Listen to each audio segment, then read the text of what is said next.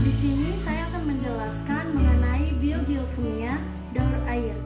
Jadi sebelum masuk ke penjelasan daur air, teman-teman harus terlebih dahulu mengetahui apa sih biogeokimia itu. Nah, jadi biogeokimia adalah siklus unsur-unsur atau senyawa kimia yang mengalir dari komponen abiotik ke komponen biotik dan kembali lagi ke komponen abiotik.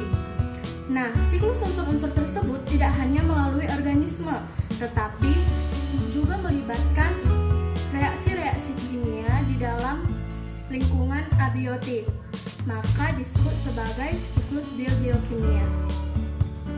Adapun fungsi dari siklus biogeokimia yaitu sebagai siklus materi yang akan mengembalikan semua unsur-unsur kimia yang telah terpakai oleh semua yang ada di bumi, baik itu komponen biotik maupun komponen abiotik, sehingga kelangsungan hidup di bumi akan tetap terjaga.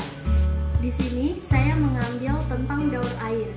Nah, jadi daur air ini tidak terjadi begitu saja, namun ada tahapan-tahapan atau proses yang akan dilalui. Ada 5 tahapan yang perlu teman-teman ingat ya. Yang pertama, penguapan. Yang kedua, pengembunan. Yang ketiga, pengendapan.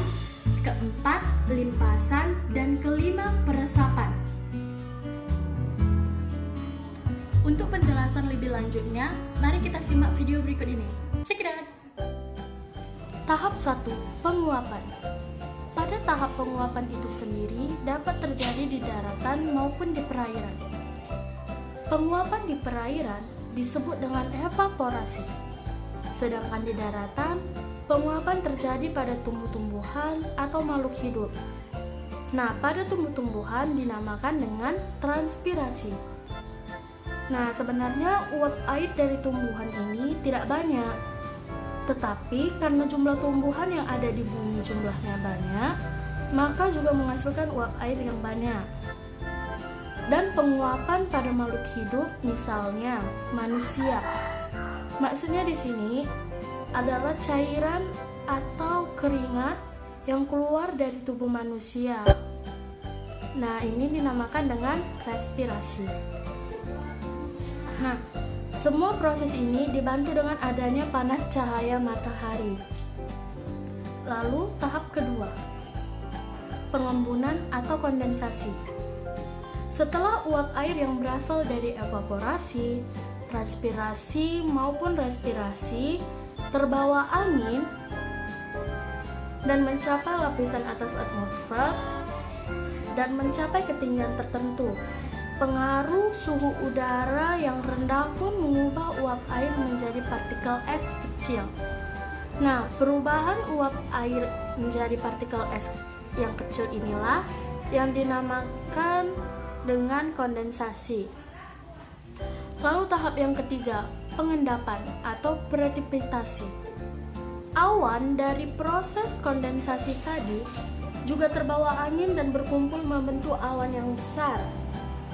Karena perubahan suhu dan angin, maka partikel kecil es tadi membentuk butiran-butiran air yang turun sebagai hujan. Lalu tahap yang keempat, limpasan. Limpasan ini proses di mana air yang telah jatuh ke bumi mengalir di atas permukaan bumi. Air bergerak dan berpindah dari tempat yang lebih tinggi ke tempat yang lebih rendah melalui berbagai saluran-saluran seperti air mengalir bersama sungai menuju laut, danau, ataupun samudra. Nah, ini termasuk juga pada tahap yang surface outflow.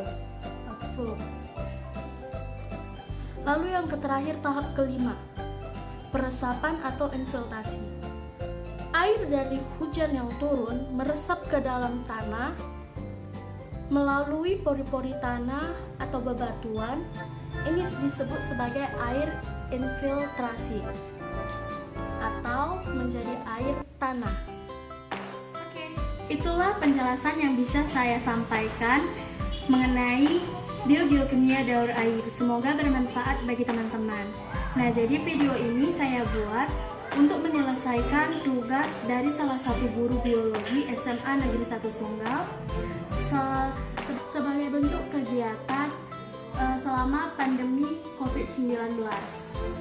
Sekian dari saya, mohon maaf bila ada salah kata. Terima kasih.